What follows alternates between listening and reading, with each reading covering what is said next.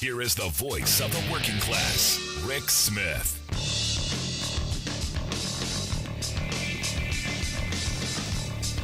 And welcome, brothers, sisters, working class heroes. This is the Rick Smith Show.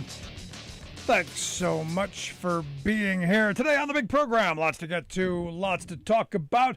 Hope everyone had a good 4th of July weekend. I know ExxonMobil did. They're going to celebrate what's looking like their most profitable quarter ever. In fact, their second quarter profits are going to double their first quarter profits. So what's not to be thrilled about? And look, they got Joe Biden to blame for it. Because we're stupid. We're buying it. Everybody I talked to, Joe Biden's fault. Now prices falling a little bit in our area. They did drop the gas tax a little bit, which I think is a dumb idea, but got to look like you're doing something. A couple of pennies coming down. Nobody's saying, hey, look what Joe Biden did. But there you go. So good today. The president was in my hometown of Cleveland, Ohio, giving a really fantastic speech, I thought, where Democrats need to live. Where Biden was today on the spiel, where Democrats need to find. That's the wheelhouse where he was at. Talking about work, talking about jobs, talking about union jobs, talking about government encouraging workers to join and form unions, talking about when unions do well, everyone does well. We've got a strong, vibrant labor movement. That means that, we have a growing, prosperous working class, and then that illusionary middle class we love to talk about. That gets to grow too, so we get to pretend like, we're better than just working people. Yeah, that's where they need to spend a lot of time. And he spent time talking about what kind of an economy he wants to move us back towards. Kind of the thing that he grew up in. A little nostalgic for when he was a younger man. Dignity. He talked about dignity on the job. Again, you don't hear many Democrats talking like that these days. And finally hitting after Rick Scott and the plan to basically just wipe out Social Security, Medicare, Medicaid, wipe out every government program. Because, hey, our Senate is so functional that every 5 years, they're going to reauthorize Social Security every 5 years, right? You feel comfortable with that? It's about time that they went after the Rick Scott plan, went after the words that Republicans have been saying, because we're in a moment, folks, where maybe, I'm gonna put a big maybe there. Maybe people are going to listen to what the Republicans are actually saying now that the dog did catch the car. They've been saying for years they're going to overturn Roe. They've been saying for years they're going to criminalize abortion. They want to lock women up. They've been saying this stuff. Been saying this for years. They've been, the lockup part a little quieter, but it's been there. And now people, I hope, saying maybe when they say something, we should. I don't know. Maybe listen. Maybe listen to them when they say, yes, we're going to destroy Social Security.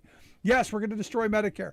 Yes, we're going to take that Medicaid away. Yes, we're going to shatter what's left of the social contract. We're going to rip up and shred the social safety net. Yes, we're going to do all that stuff. It really is going to be, you are on your own. And the president was in Cleveland today talking about what I think is one of his good accomplishments. One of his great accomplishments, and that's the American Rescue Plan. And out of that, the Butch-Lewis Act. For those who don't know, the Butch-Lewis Act was a very small piece of the American Rescue Plan that was going to help a couple million retiree workers whose pensions were about ready to be just eviscerated for a bunch of reasons. Some of it just having to do with, hey, Wall Street screwed them. Some of it have to do with industries that have just gone away. Some of it has gone, a lot of it has been the deunionization that's gone on in this country.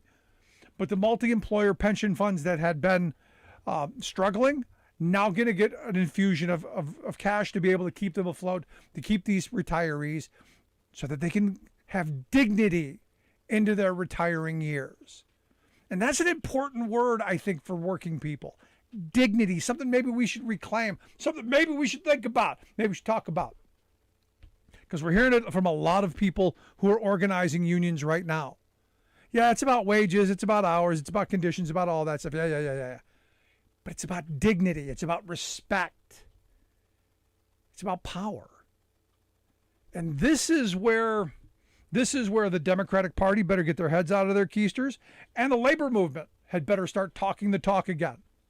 Had better get out of their ways and harness this power of people wanting that dignity and demanding that respect and demanding that power. And good on Biden today for hammering on that. It's important. And talking about the things that his generation, him growing up, and look, I remember my grandparents having the same kind of conversations. I remember, as a kid, you have money worries, and he talked about, do you have enough money to pay for the things you need? Not for what you want, for what you need. And how do you make sure that you have an economy that does that? I mean, we don't talk enough about this. And, I look at the world that we're in, and the weekend we just had. Wow. And a lot of people, opining about why we have all of these shootings and why we have all of this upheaval and why all of this division and this hatred and all this. And for me, it comes back to the simple stuff. It comes back to greed. It comes back to 40 plus years of supply side voodoo Reaganomics. Hooray for me and the heck with everyone else. The ones who dies with the most toys wins. Gordon Gekko's greed is good. For me, that's the central part of all this. Now, I know the crazy right-wingers, no, it's abortion. No, it's this. No, it's that social compact has been just crushed with hooray for me and the heck with everyone else. I want mine. And this is where we end up in a situation where you don't care about anybody else.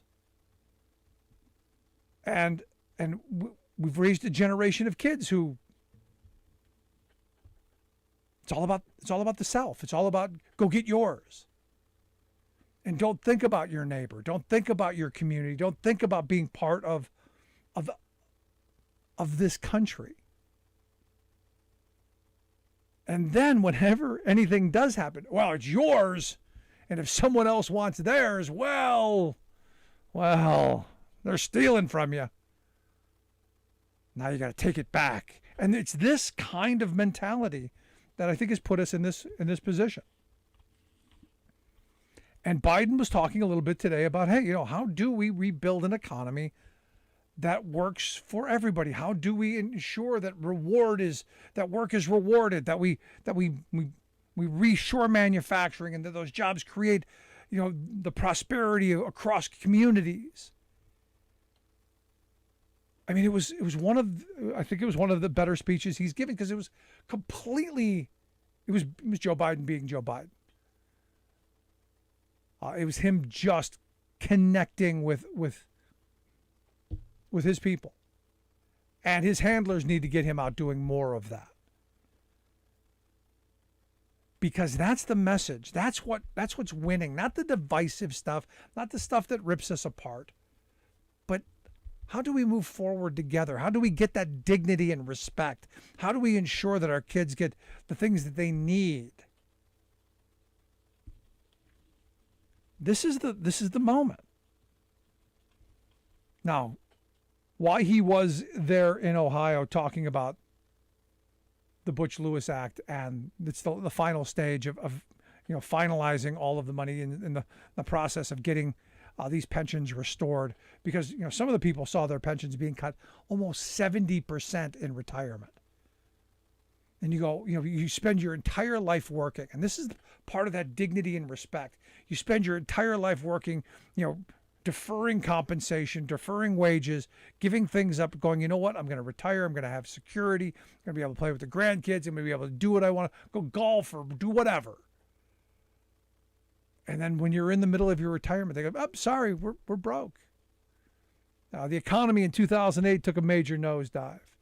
The industry that you were in, they went belly up. The companies didn't make contributions for a couple of decades. And now you, the individual, you and your family, you and your spouse, you and your grandkids, you are going to have to bear the burden. And this is where Biden really, I think, connected. That's wrong. And this is where we as a society have to say, that's wrong. We bail out these huge multinational corporations all the time. Every time a bank gets into trouble, what happens? In comes the Commerce Department, with the Treasury with the checkbook. But when working people get into trouble, well, pull yourself up by your bootstraps. Tighten the belt a little bit. And again, this is another one of those moments for all those working people out there who go, oh, the Republicans are, they're the party of the working class. This Butch-Lewis Act has been being talked about in its form that got passed since 2017. But understand, this issue has been going on since 2009 when Bob Casey was championing it. I remember, following him around for a couple of weeks as he was stumping on this. Because this was one of those issues that me, as someone in a multi-employer pension fund, said, hey, this is kind of important that we make sure that those are secure with the same kind of safety net underneath it that at least other pensions get, as minimal as they are.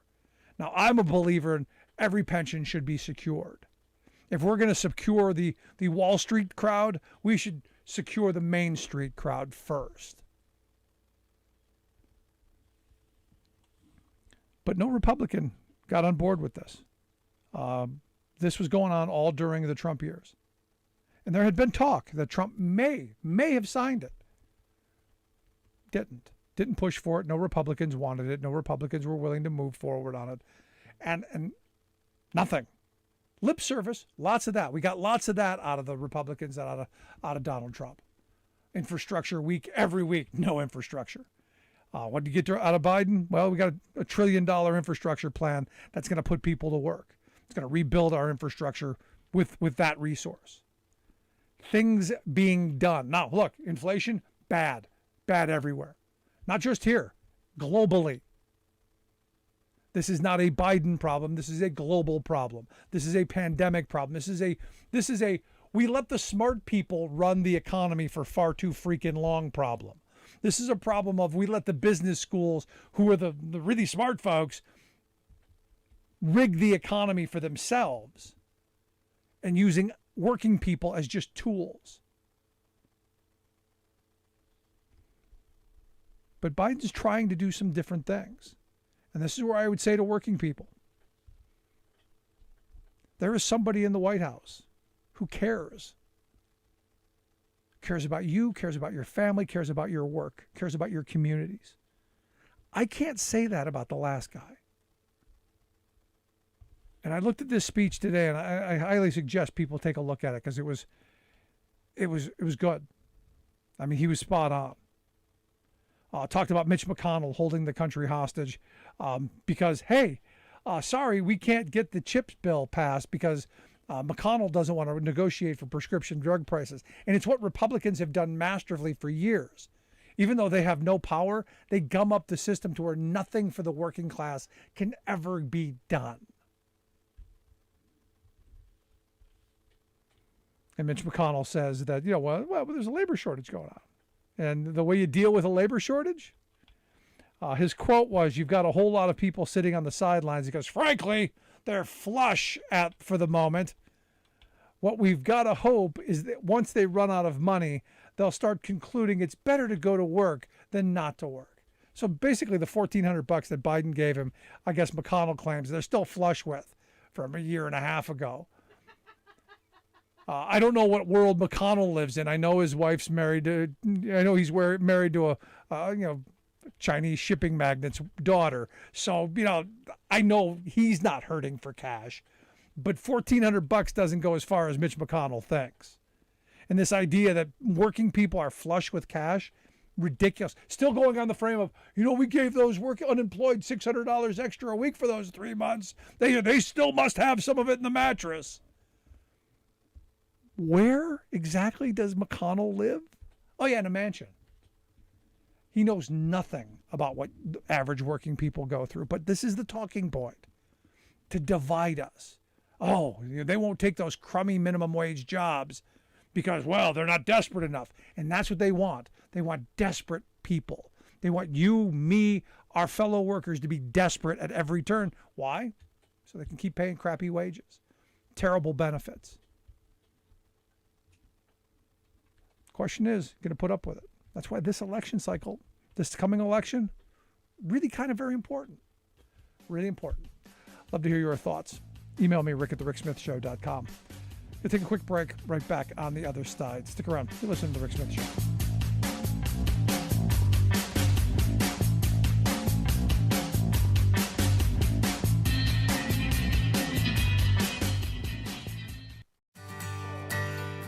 From the steel mills of Pennsylvania, to the auto factories of Michigan, to the modern makers movement, manufacturing makes our nation great. I'm Scott Paul, President of the Alliance for American Manufacturing. We bring business and labor together to advocate for policies that everyone can agree on. Together, we can strengthen manufacturing and create good-paying American jobs. Help us keep it made in America.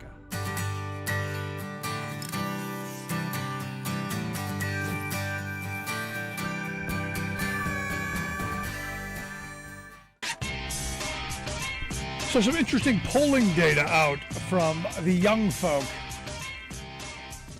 The Mammoth poll just out. 18 to 34-year-olds have Biden an approval rating of 28%. Not great. A disapproval rating of 63%. Not great at all. But when asked the question, would you rather see Democrats or Republicans control Congress? That's where it gets interesting. 59% would prefer Democrats. 34% would prefer Republicans. So this idea that there's a red wave coming, I don't know. Not quite so sure, especially now in the post-Roe era. The latest polling coming out now sees a massive shift. I pointed out what was going on with Mammoth, but you look at when they asked a couple other questions about, since the Supreme Court overturned Roe, how are you looking at things? There has been a major shift in the polling. The Marist poll, the Mammoth poll, the Yahoo YouGov poll, Politico, all of them have shown between 3 and 5%, with the Marist poll 10% shift towards Democrats. So when the dog caught the car, they may have given away the red wave. And as Trump is about to announce what he's going to do, he could throw even more of a fly into the ointment there. Going to be an interesting election season, because you ask anybody, nobody's happy with what's going on, but the Republicans aren't giving anything of any real substance to go on. And you look at what just happened over the 4th of July weekend. I mean, the shooting in Illinois, Philadelphia. You can't even go to a freaking 4th of July celebration without worrying about somebody, some lunatic with a gun, who got it legally, by the way. And a lot of the stories that I was reading, they made it sound like, the shooter in Illinois could have been stopped. Well, there was all these things, there's all these signs. There is no mechanism for that. It's the reason that we keep trying to pass laws and Republicans keep stopping them. We've had, what was it, 309 mass shootings this year already? And as I was thinking about it over the weekend, I'm going, what could be more American? Over my last couple of days, I'm going, yeah, here it is. This is sadly who we are, and I'm tired of the speeches. I'm tired of enough is enough. I'm tired of, we got to do more. I'm tired of it. Clearly, this is what we want. I'm tired of hearing the stories of the heartbreaking story of the child in Illinois whose both parents were murdered. And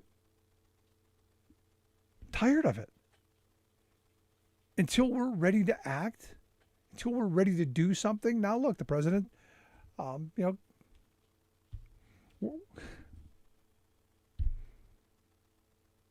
gonna sign something. We're gonna get something. Is it gonna stop this stuff? I hope. But for me, it comes back down to just more than just the gun issue. It comes back down to the societal issue. When you have a religion that is about fear and anger and hatred, when your political leaders are some of the most fire-breathing bomb throwers, I don't see hope. And this is one of those conversations I had this weekend. I'm going, with one of the people that I share, thoughts with. I'm like, there are times when you just get tired and you just want to drop out. You just want to go, you know what? I'm done. I can't take it anymore. I just want to go find a, something and dig a ditch. And they're like, no, you can't. That's what they want.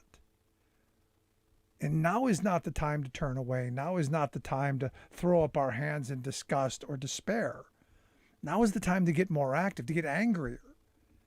And I don't know how much more angry I can get at the fact that we're not doing enough to protect ourselves from these situations. And you go, well, what would you do? Well, you start with rethinking virtually everything we do.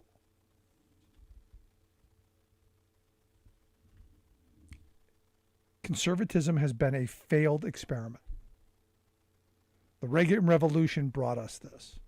This is what greed, this is what hooray for me and the heck with everyone else. This is what it brought us. When the individual is sacrosanct, when it's just all about me. This is where the problem is. At least that's my thought. Love to hear yours. Email me, rick@thericksmithshow.com. I'm going to take a quick break. When we come back, Joe Walsh, former Illinois congressman, is going to be here to share some of his thoughts on the weekend that was. Also, maybe get some of his thoughts on the subpoenas that went out and maybe some of the testimony you're going to come up with the January 6th committee. Quick break. Right back with Joe Walsh. Stick around.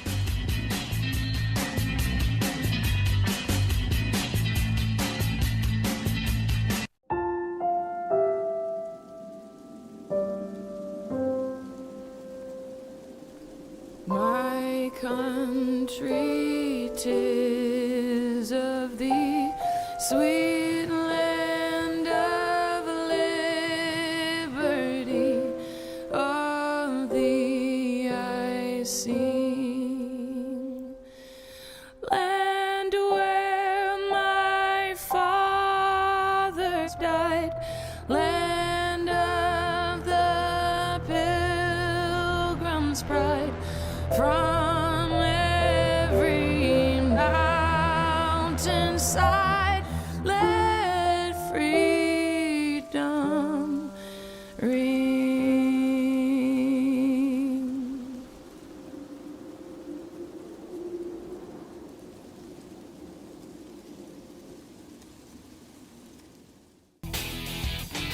So I guess 4th of July weekend, very American. I guess this is the new thing. They're saying, according to CBS News, at least 220 people were killed and 570 wounded. So I guess that's is that where we're going? Is that the 4th of July that we want every year?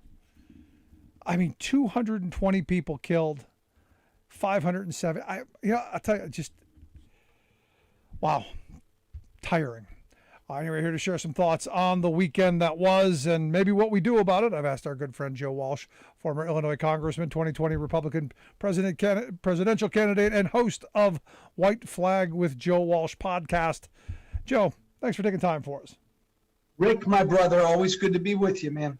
So I'm looking at these numbers, and I got to tell you, heartbreaking, angering, and as I said in the last segment, it's one of those things that makes me want to just go into a hole and just shield myself off from reality.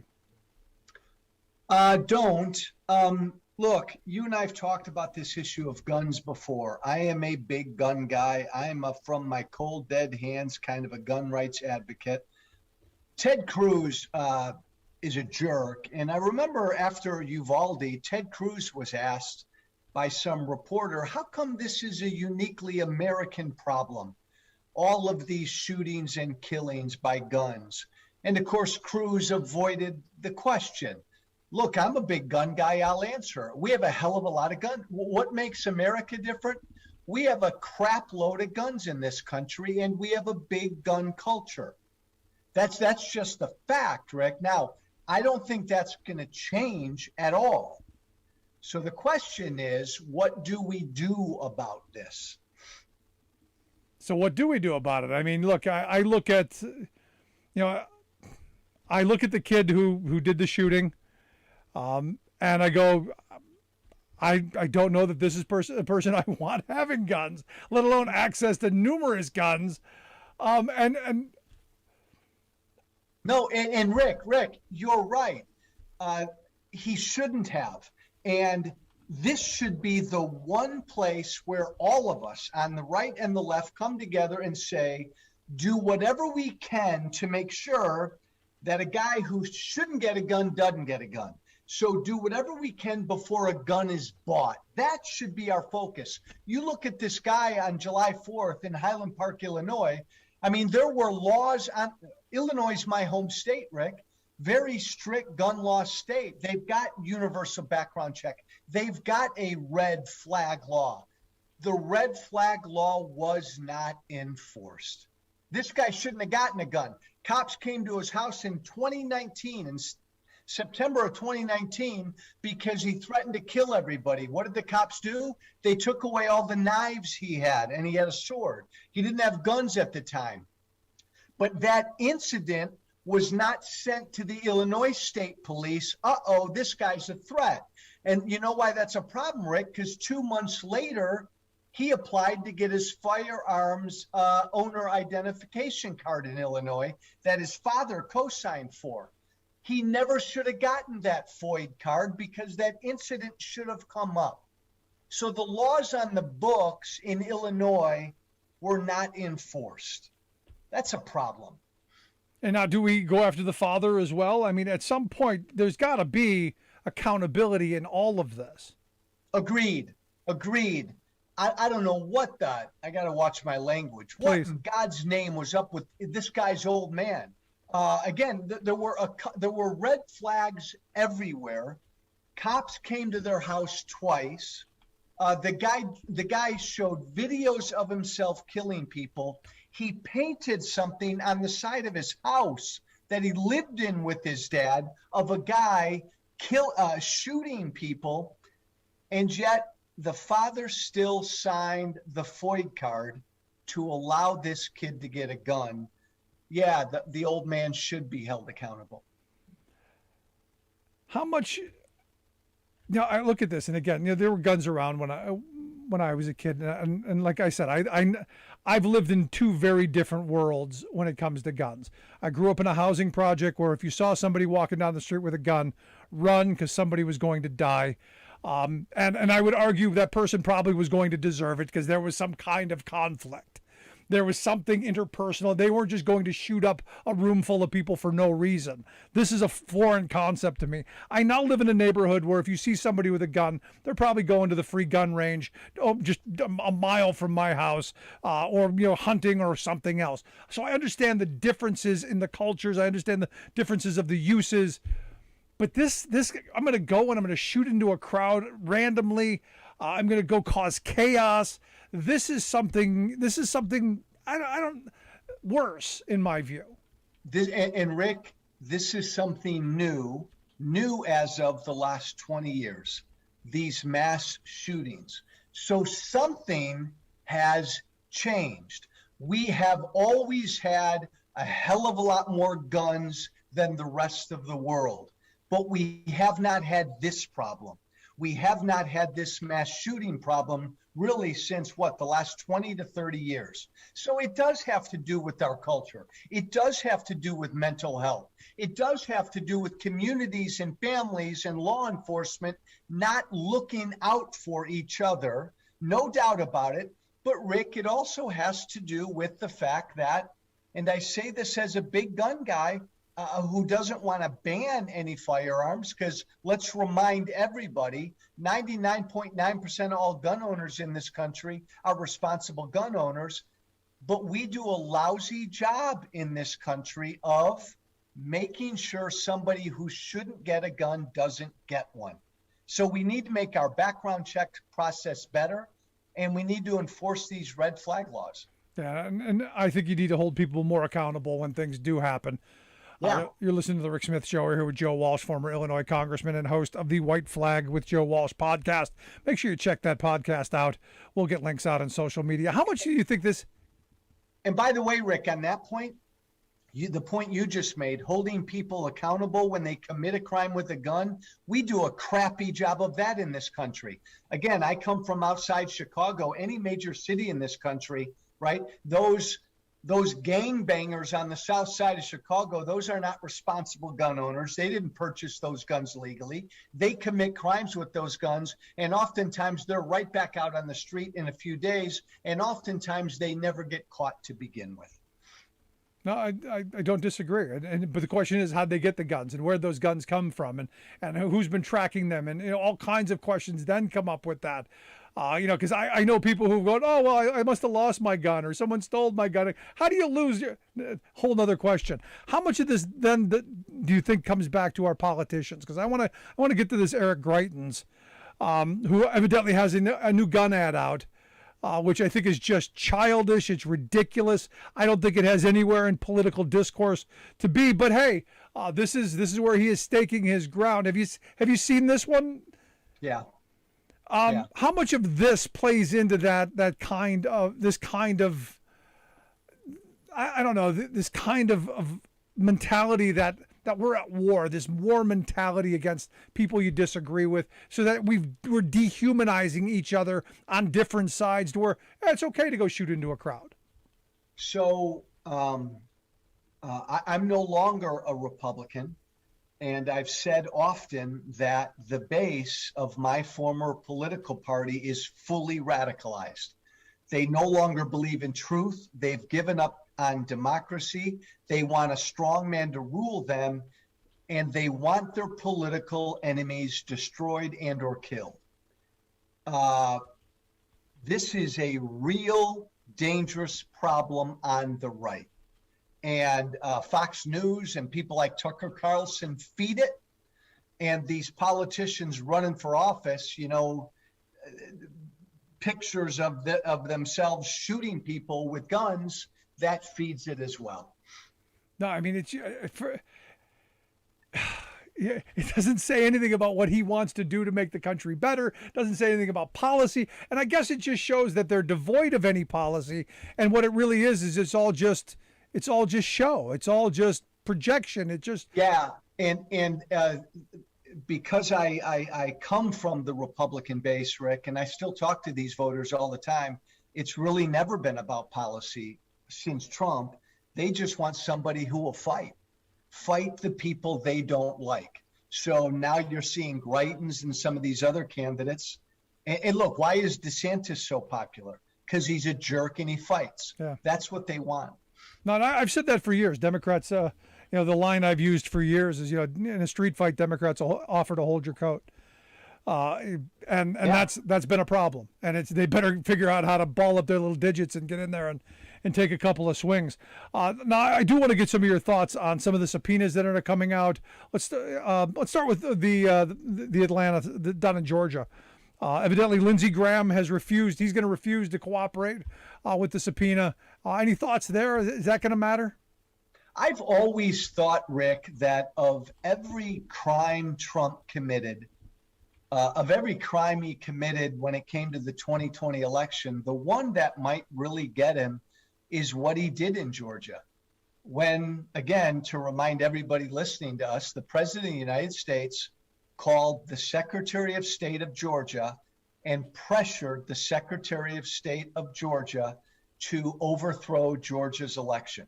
Find me 11,780 votes. Do it.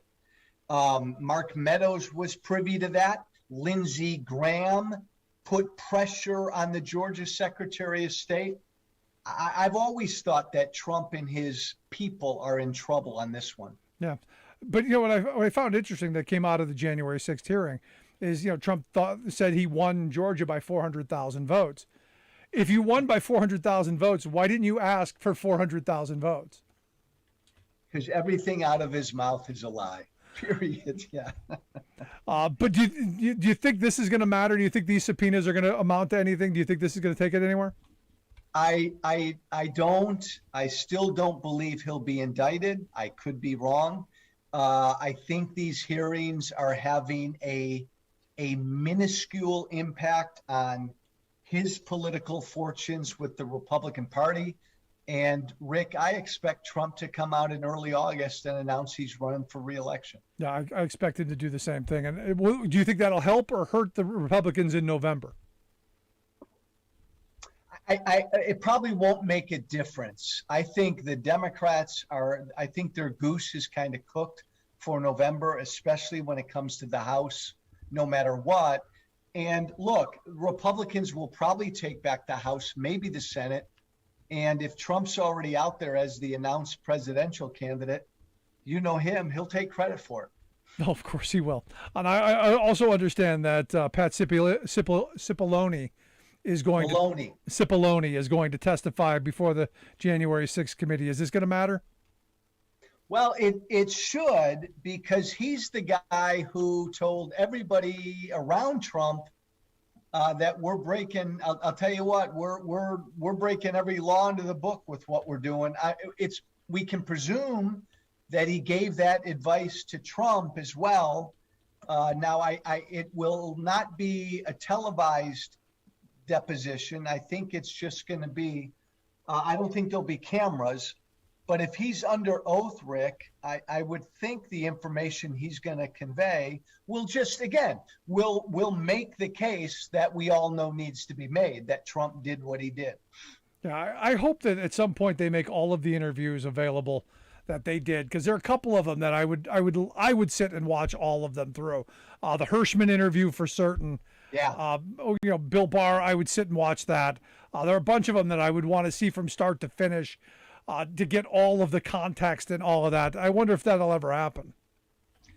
I don't know if it can. And again, regarding Cipollone this Friday, he's got a specific agreement with these two. I'm sure that with the committee, I'm sure that's part of it. If it can ever, I don't even know if there'll be a camera in there. I think maybe there has to be, but I'm sure they have an agreement as to when and if that can ever be shown.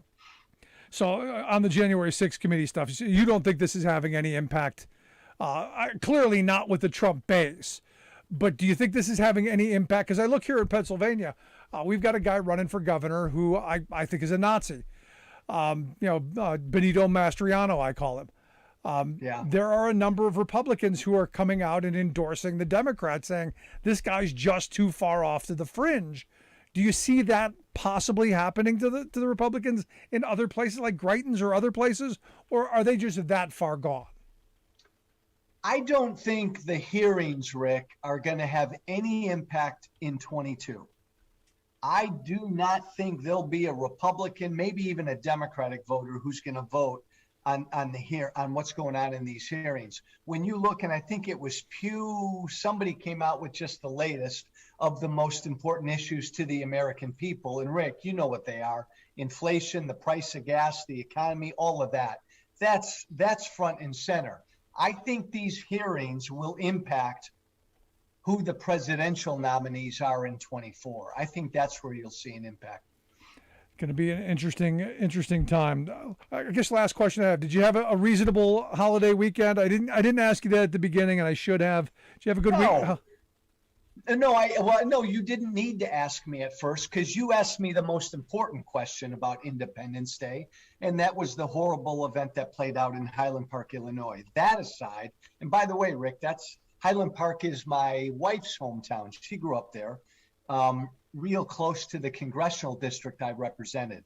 All of that aside, I had a nice, relaxing Independence Day. How about you, my friend?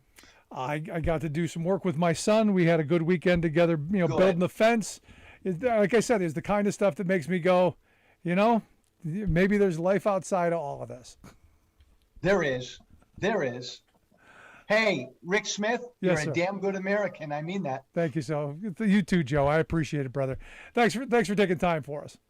Thanks, man. Thanks, Rick. Our good friend Joe Walsh. Make sure you check out his podcast, the White Flag with Joe Walsh podcast. We'll get links out on social media how you can take a look at that. Quick break, right back. Stick around. You're listening to The Rick Smith Show.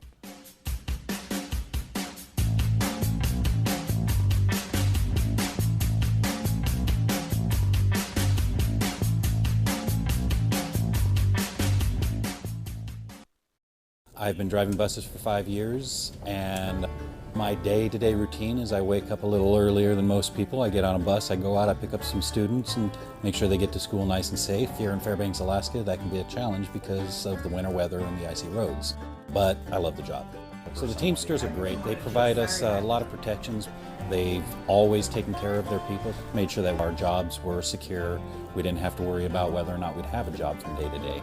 And that's amazing, because before we'd be working 4, 6, 8 hours a day and only earning minimum wage. Was real difficult to make a living. And then the Teamsters pushed the law so we make something we can live off of and not have to have a second job. What absolutely gives me peace of mind, the union membership allows me to focus on this job without having to worry about whether or not my family is going to be taken care of.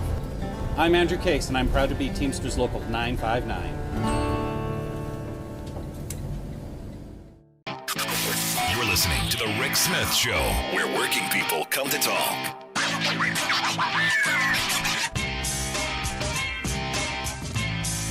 So crazy abound. I look at Arizona. You got this congresswoman, this Debbie Lesko,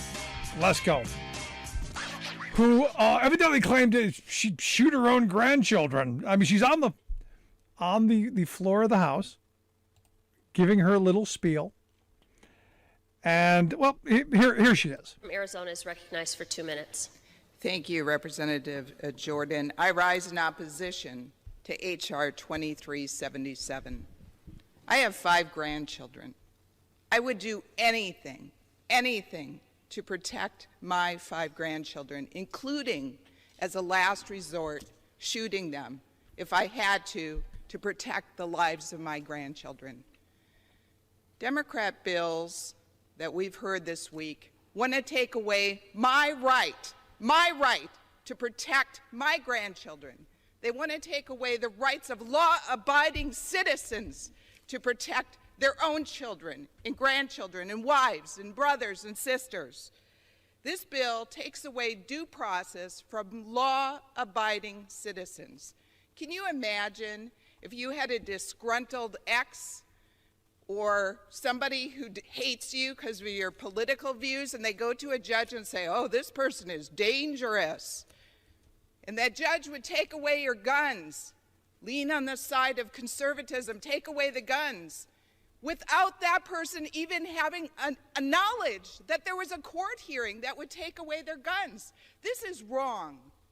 When Republicans were in the majority, We actually passed legislation that was signed into law that would have prevented mass shootings. These bills would not.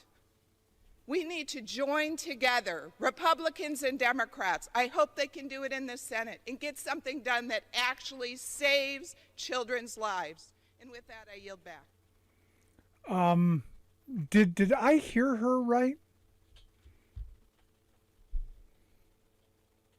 She would shoot her own grandchildren to protect them? Could have saved their lives by killing them. Yep, that's what she said. Now, she, obviously people on the social medias went crazy. They had the reaction I'm sure that you had, the reaction that I had. She responded by saying, "It never ceases to amaze me the lengths gun control zealots will go. They turned to my speech about protecting Second Amendment rights and my right to protect my grandchildren from violent criminals into a claim that I would harm my own grandchildren. Absolutely ridiculous. Did you not hear her say that I would shoot my own grandchildren? Did she not hear those words coming out of her mouth?" Now, the other part that I found interesting is she said that when the Republicans were in the majority, and this is the fantasy world that she must live in, because somehow she thinks you can shoot the grandchildren and they'll be okay. There's the other part of this, where what legislation did they pass that was signed into law that protected the children? Where is this? Where is this mythical, where is this stuff? Where is this stuff of which you speak, oh Debbie? Where is this legislation that protected the children in all of the shootings that have happened since that majority you once doth had? Oh, where, oh Debbie, where is it? And did you hear in her voice a little bit? She was even like, "Oh man, I think I've gone too crazy here even for me."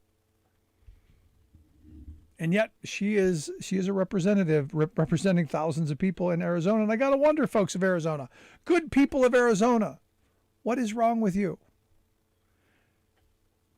And this is my problem with what's happened to our political system. Characters like Debbie Leskow, Boebert, Green, the rest of them, people who are there for performance sake. No policy initiatives, no ideas, no thoughts, no way of fixing problems, none of that. All just caricatures of human beings. All people who want attention without actually trying to solve problems. And it's going to get worse because the smart people know how to use the dumb.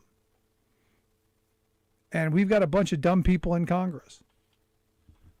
And I've said, look, Trump was bad, but imagine someone who's actually strategically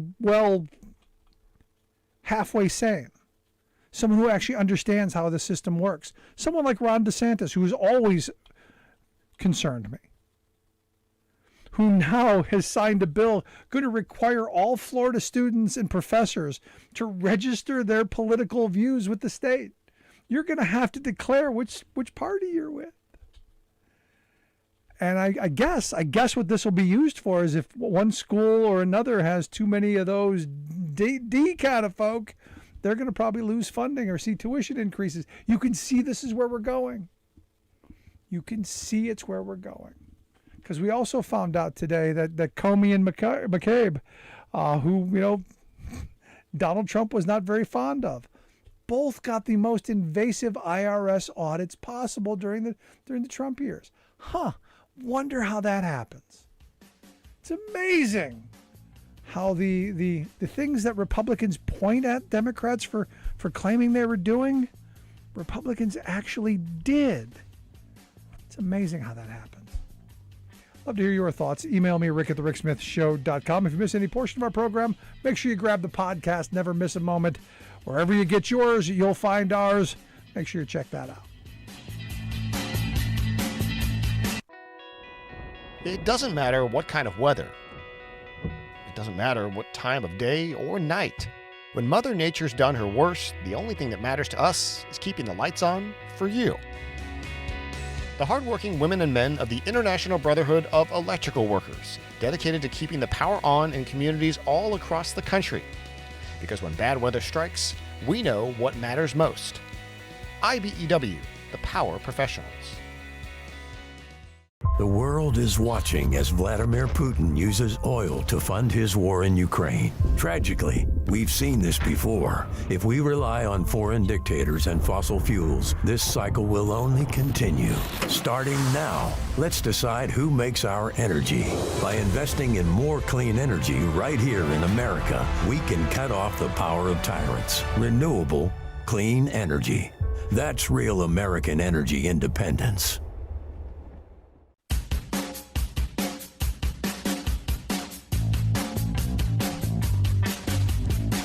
Welcome back to The Rick Smith Show. Check out our website, thericksmithshow.com. I'm going to finish today up with an email from Janice, who asked the question, says, I've been seeing numerous companies offering women a lifeline in states where abortions are going to be banned. What are your thoughts of these companies, and what is the purpose of them doing this publicly? And you go, this is one of those interesting moments where you go, are they just good being good corporate citizens? Are they being good to their workers? Is this something that they really care about women? Is this a stand? Is this?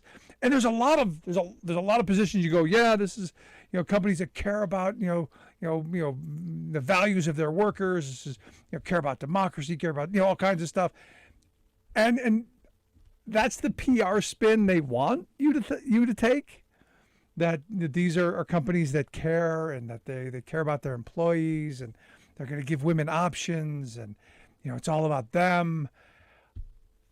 And then once you get off of that kind of high of, oh my gosh, they care, and you take just not even a full step back, kind of like a half step, just a little bit back, you realize that none of these companies really care.